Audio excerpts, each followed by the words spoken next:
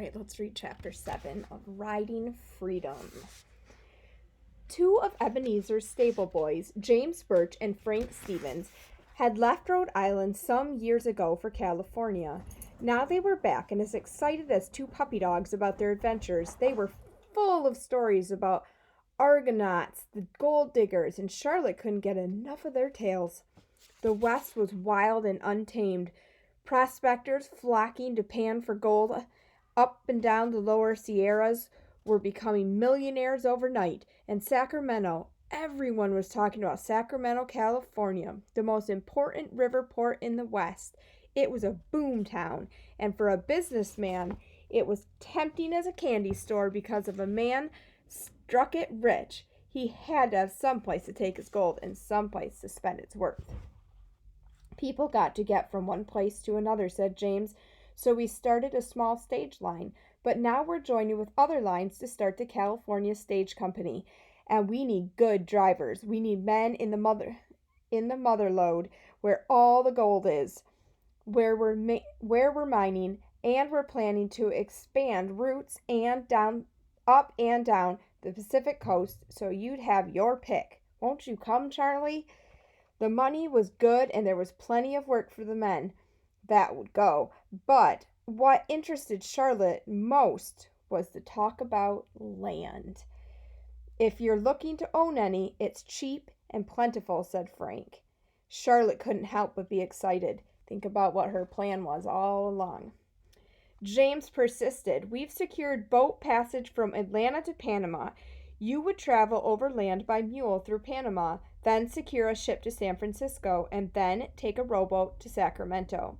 It's a month's journey, but when you get there, there's land as far as the eye can see, just waiting to be bought by you, Charlie. Their enthusiasm was catching. Well, boys, that land sounds mighty appealing, said Charlotte. Come on, Charlie, you're the best driver we know, and we need you, said James. Charlotte knew from the minute they started talking about the land that she would go, but she had to tell Ebenezer, and that wouldn't be easy.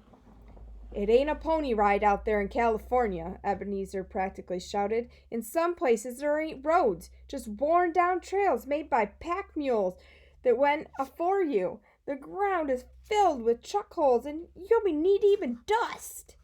Yes, sir, but I need to go, said Charlotte. You don't know what you're in for. Most of the horses are just wild mustangs they brought in from the foothills. They don't even know how to work in the traces. You'll only make 3 miles an hour on a good day.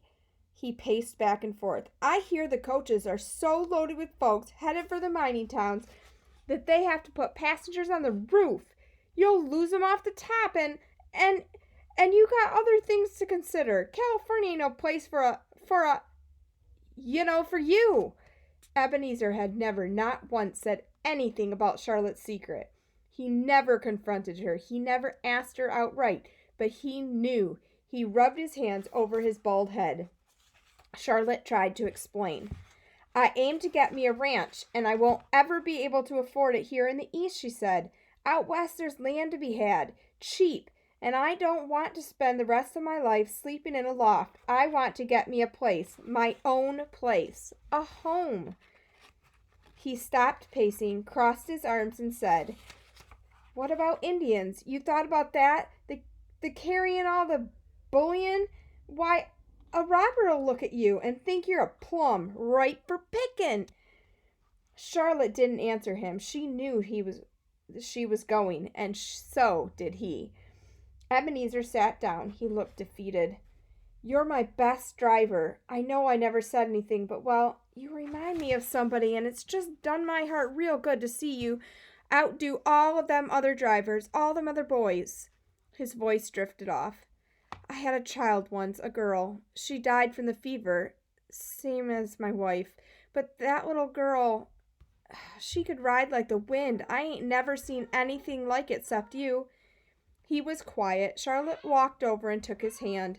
I guess I put more stock in having you around than I should. I just hate to lose you to California. Charlotte didn't want to lose Ebenezer either. He had been good to her. He had let her make her own way. He had protected her like a daughter. I just bet when I get my place, you could come out and start a library, said Charlotte. You heard them boys talking. Sounds pretty exciting, don't it? His eyes perked up a little bit at the prospect. And I'll need you out there, she said. I aim to get a bit of land. Why, I can't run a big place by myself. I guess I could think about it, said Ebenezer. Down the line, guess I'm too old to travel. Maybe someday. They looked at each other. He half smiled. Well, get going and pack your things. I told you a long time ago that working for me would be temporary. Don't you get harmed out there. And you need anything, you holler. By now, Charlotte understood his blustery ways. Thank you, she said. What's your name anyway? He grumbled. She smiled and bent over and whispered it in his ear. Charlotte stood on the top deck of the Wilson G. Hunt, a palace of a steamboat, while it chugged up the Sacramento River. She had been traveling for 4 weeks and a day and was anxious to reach Sacramento. She felt like she did that day on the stagecoach when she'd run away from the orphanage, like she was on the verge of something exciting, something new, like she was closer to realizing her dream. The Delta sprawled in front of her. It was a damp green blanket met by gentle hills. Rivulets of water shivered through the Delta. Over the hills there was a land that stretched out forever, speckled with a few trees and brush. It was just like Frank and James had said, plenty of wide open space just waiting for her. As soon as she had enough money, she was going to buy her own property, her own place. Then she would write Ebenezer and Hayward and ask them to come too. When the boat docked in Sacramento, the port was a mass of confusion. Stagecoaches crowded the street next to the docks, waiting for passengers. Armed marshals guarded strong boxes filled with gold dust, waiting for the outbound boat to San Francisco. Porters cursed and swore and tossed parcels on the docks, while dock holders loaded the baggage onto the coaches. James said he'd meet the boat, but Charlotte didn't know how she'd ever find him. Charlotte shoved her way through the crowd. Horses whinnied and pranced impatiently.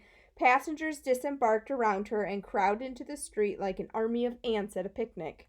Charlotte had never seen such confusion in her life. She just jostled one way and another. She kept looking for James. There were so many people. Charlie, over here!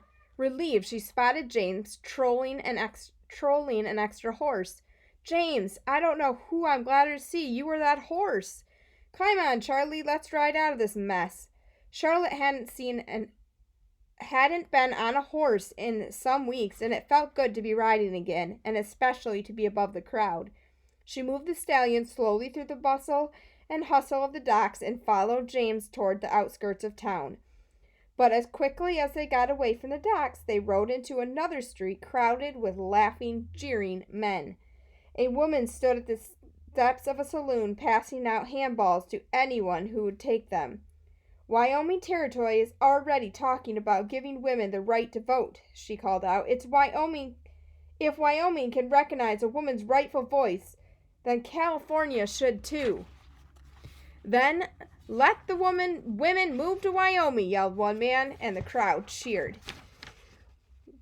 With the men out in the mines, many women are running the farms and should be able to make decisions that affect their properties and families. Women have already organized in the East, have already held a women's rights convention, she yelled back. Stick with cooking and babies, yelled another man, and the group let out a whoop of laughter. Most dropped the handbills on the ground and went inside. The others shook their heads and walked away. The women folk hurried about their business, and many did not stop or look up, but Charlotte noticed a few picking up handbills and tucking them into their pockets. Charlotte got off the horse and headed toward the saloon steps. Charlie, what are you up to? Hollered James. She approached the woman. I'd like one of them handbills, said Charlotte. The woman looked at Charlotte and handed over one of the papers. Are you prepared to laugh also? She asked. No, ma'am, said Charlotte. I would be interested to know who you would vote for in the upcoming political race. The woman studied Charlotte's face for mockery. Charlotte said again, if you could vote, Who would you vote for?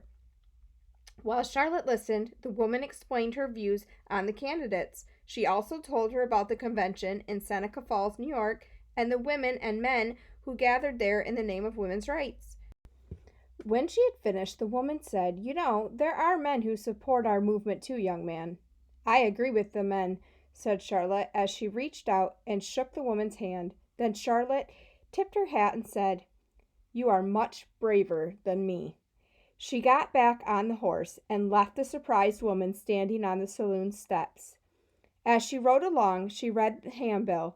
She was familiar with politics. Stage drivers heard all the news from the passengers, and Charlotte had opinions of her own.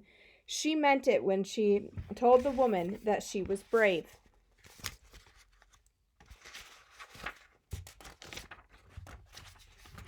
Sorry about that. It took courage to stand up in front of all those laughing men. Charlotte wished she could have done something more for the lady. "You sympathizing with her?" asked James. "It's interesting, that's all," said Charlotte. "You're going to find a lot of interesting things here, things they ain't never seen in the East. But right now, let's get you settled." Here's a picture of her with that woman. A few miles out of Sacramento, James and Frank had converted a ramshackle building into a coach barn and stables. Outside, an impressive sign said, "California Stage Company." Inside, Concord stagecoaches, the finest from the East, were lined up, waiting for the drivers' next runs.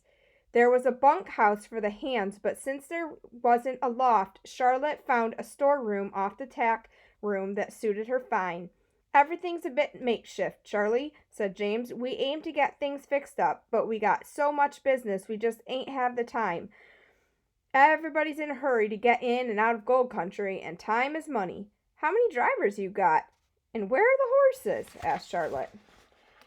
"We're starting with 10 stage whips at this stable, and already that ain't enough. But we're only taking good drivers, and the horses, well, that's another thing we're making do with. I already bought a number of blooded stock horses from Australia and paid a small fortune for a particularly strong stallion. I'm going to make this a reputable line with quality service, but the horses haven't arrived yet. We rounded up some Mustangs. They'll need to be shoed first thing in the morning. You ready to meet some Western horses?" "Tame or otherwise?" asked Charlotte. James laughed. "Welcome to California, Charlie. Here, everything's wild." End of chapter 7.